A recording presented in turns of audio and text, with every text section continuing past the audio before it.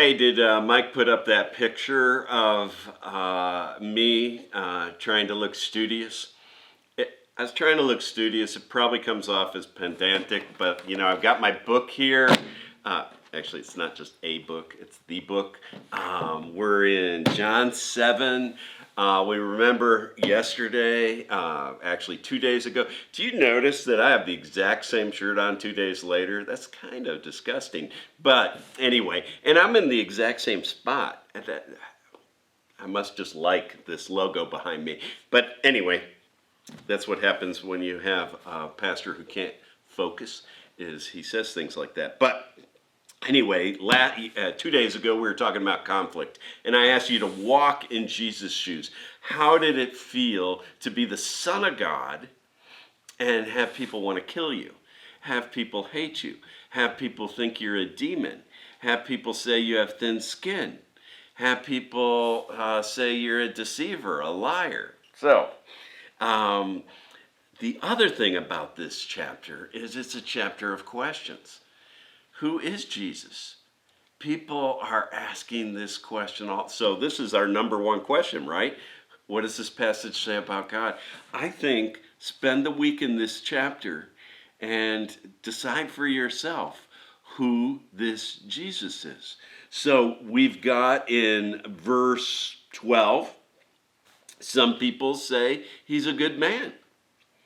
But others say at the end of verse 12, nope, he's not a good man. He's deceiving us. And then if you skip down to 20, you find out some people think it's not just that he's a good man or a deceiver, but now we have the option of he's a demon with thin skin. Just read it.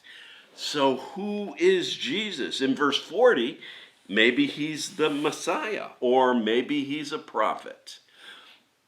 Grapple with that. Someone who says he's the bread of life. Someone who says, let anyone who is thirsty come to me, and let anyone who believes in me drink. And remember the last chapter. Those who eat this bread will never hunger again, and those who drink this blood will never thirst again. He says some pretty big things about himself. Here he claims that he's the personal emissary of God the Father. And that really chaps the Pharisees. That's why they want to kill him. He's claiming that he's something more than an appearance, that what he appears to be, a Galilean.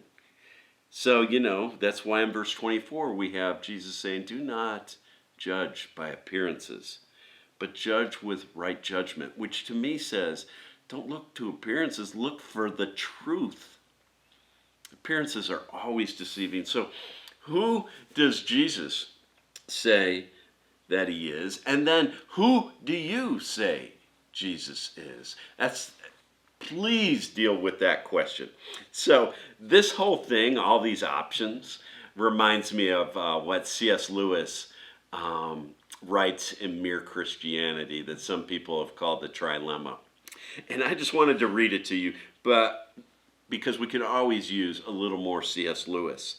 I'm serious. I think he's one of the best minds that wrote to the church ever. He's a scholar, he's a professor, but he is so down to earth, and you'll hear it here.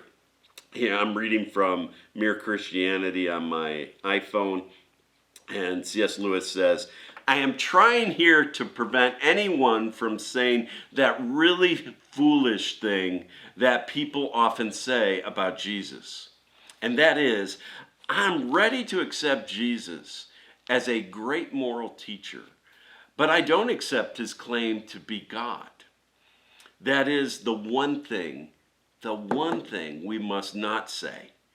A man who said the sort of things that Jesus said would not be a great moral teacher. He would either be a lunatic on the level of a man who says he's a poached egg, or else he would be the devil of hell. You must make your choice. Either this man was and is the Son of God, or else a madman or something worse. You can shut him up for a fool. You can spit at him and kill him as a demon. Or you can fall at his feet and call him Lord and God. But let us not come with any patronizing nonsense about his being a great moral teacher. He has not left that option open to us. He did not intend to. Gosh, don't you like a guy with a backbone or a woman with a backbone who can just say what they think? So anyway, I've been talking about this book in my sermon series, Failure of Nerve. And one of my favorite expressions in this book is he feels like leaders today are under attack and they've been, this is earthy, prepare yourself, filleted of their backbones. Well, I'll tell you one thing. You can say a lot of things about C.S. Lewis, but he has not been filleted of his backbone, and neither has his Lord. So meet his Lord in this text. Grapple with who Jesus is for you.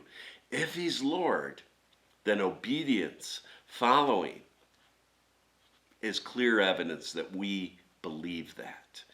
If we say he's Lord and don't follow, he's not Lord. So, anyway, enjoy the hike this week. Go through the 5 questions. Dig deep.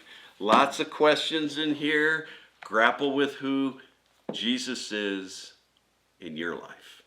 Take care. We'll see you next week with Chapter 8, Episode 58 or something like that. Take care. Bye-bye.